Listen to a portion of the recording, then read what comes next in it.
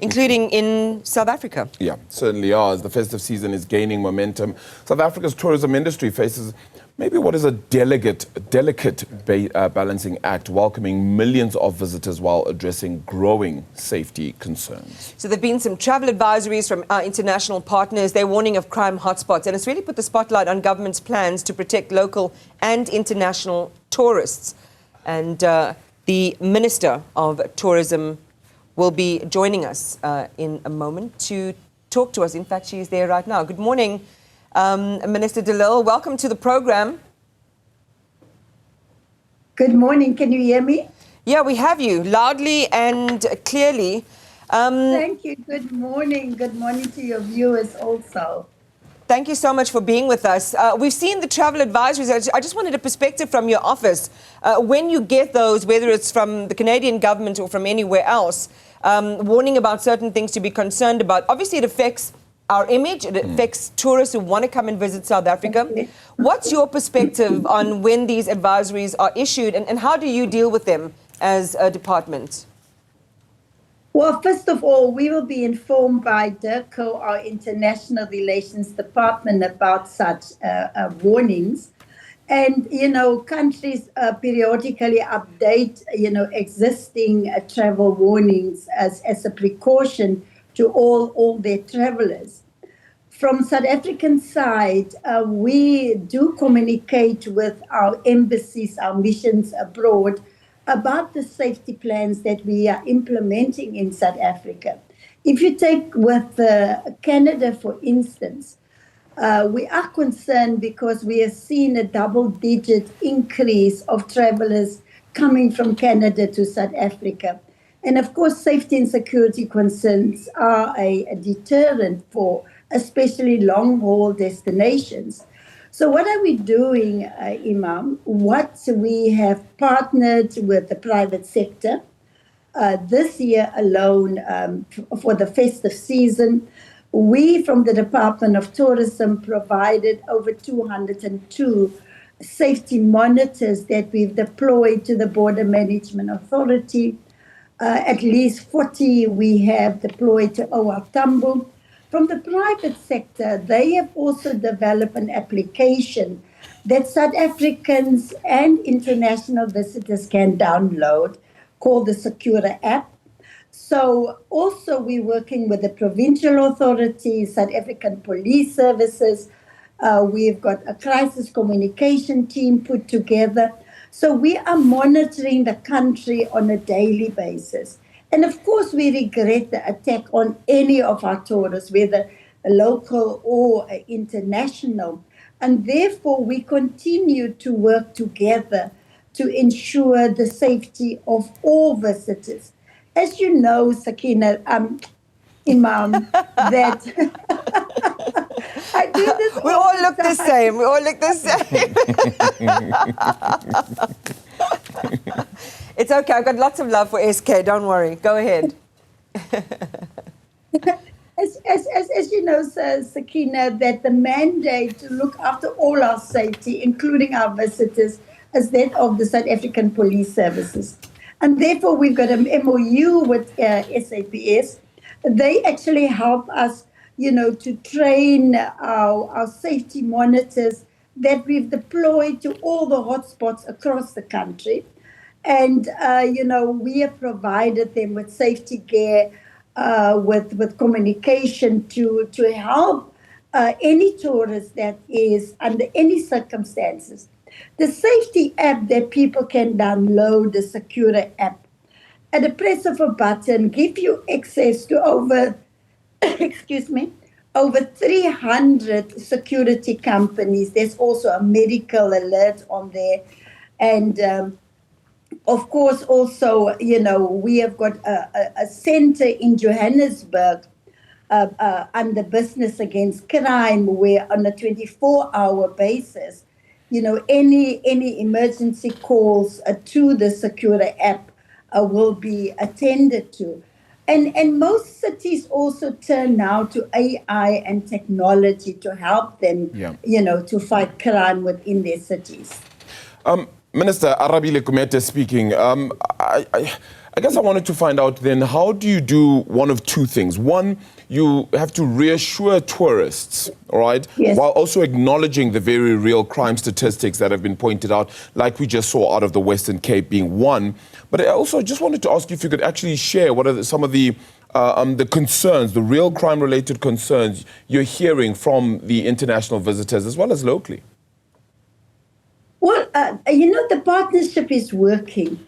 If you check into any hotel or any guest house, there will be safety tips. We also provide safety tips from the South African police.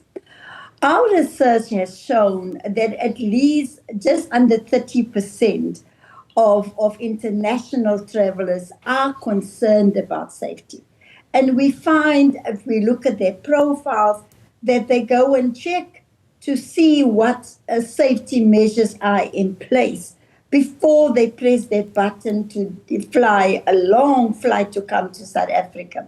And that's why we have put the safety information out as far as we can to everyone. But government cannot do it alone. Safety is also the responsibility of all of us. South Africans welcoming our visitors, our Ubuntu, the warmth and the welcoming. We must continue to do that, to give the visitors the assurance that, yes, while we regret the attacks on anyone, South Africa to a large extent is safe. And we want them to go back and tell their stories about their visit to South Africa. So I can only plea with all South Africans, assist us, assist our visitors, assist ourselves amongst ourselves to alert people to any danger signs that there might be. Because we know also now, this time of the festive season, the crooks are on full alert, and the crooks are always one step ahead of us. But working together, I think that we can certainly make a difference. Minister Timani again, and I want to go to the safety program or the safety framework that you talked to us a little bit about before. Yes. And again, we can't overestimate the point that South Africans are entitled also to be in safe spaces as much as our foreign counterparts, but we also have the familiarity, so we have a bit of an advantage maybe in some ways over people who haven't been to the country before. What are some of these areas you are really concerned about, that where you've laid on extra security so that we can all just have our wits about us? Well, first of all, our partnership with the Border Management Authority for guests arriving at our borders, whether through OR Tambo or Cape Town International Port, or through our road borders. That is the first thing that, the partnership that we have done.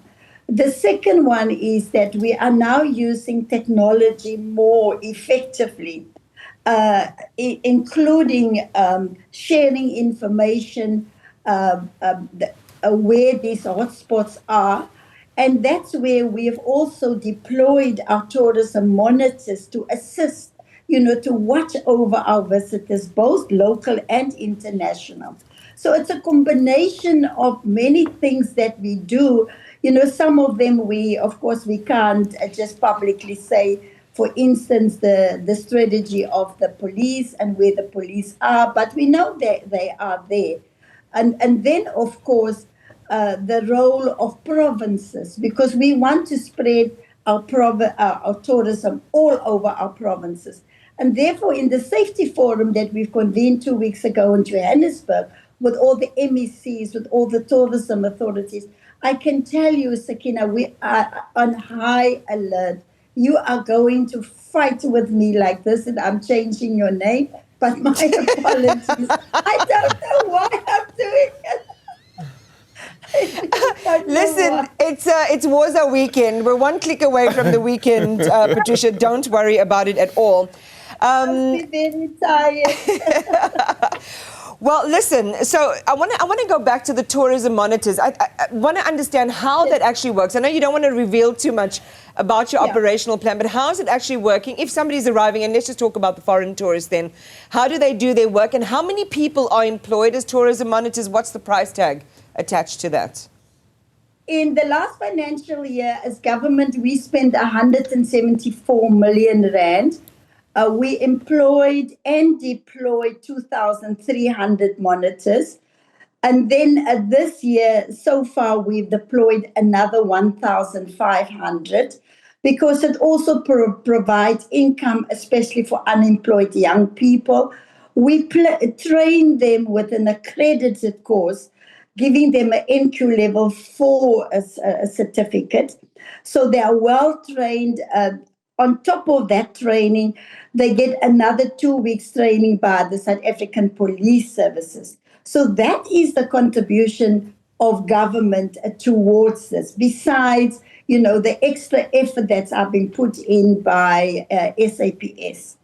Like I said, from the private sector, their financial contribution is, and I will encourage people to download that app, because the response time to any emergency is much faster.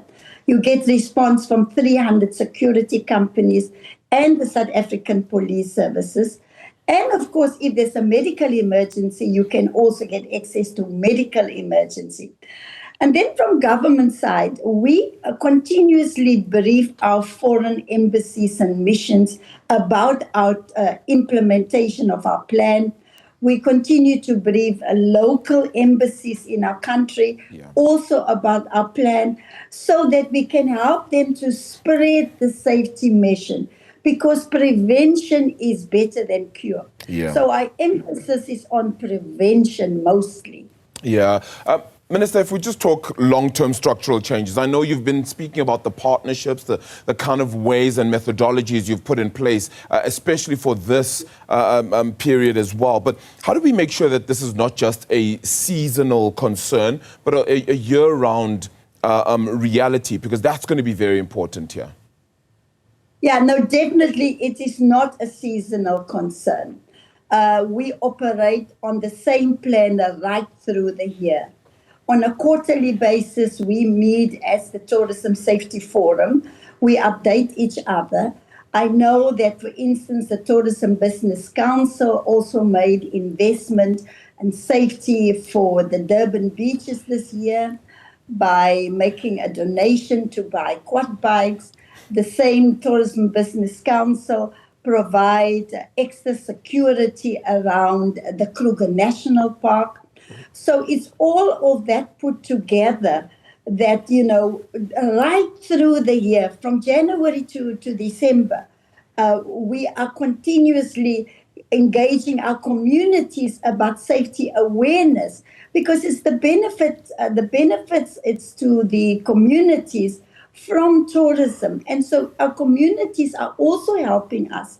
So it is an all of society, a whole of government approach right through the year that is helping us. But let me say, despite all of this, and I no ways want to belittle the issue of safety and security, but we have seen more than 16% increase already up till the end of October.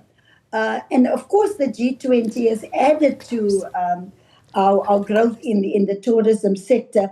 And I just want to use this opportunity also to thank the tourism sector, the private sector, the public sector. Say thank you for, doing such a good job. And also thank them in advance for working during this festive season to make sure that all of us enjoy our beautiful country. So I am for partnerships. That's why Cabinet has now approved the Tourism Growth Partnership. Again, it's a plan conceived by both public and private sector. And I think next year we will definitely see the fruits of this collaboration amongst all partners in the tourism sector, we are already experiencing in 2025. And we're sharing with our viewers some really beautiful pictures across the country. Makes us want to get out of the studio and into some of these beauty spots. Minister Siviwe, pardon me. Here we go. now we are even. Minister Patricia de Lille, thank you for stopping by. Appreciate it. Have a great day.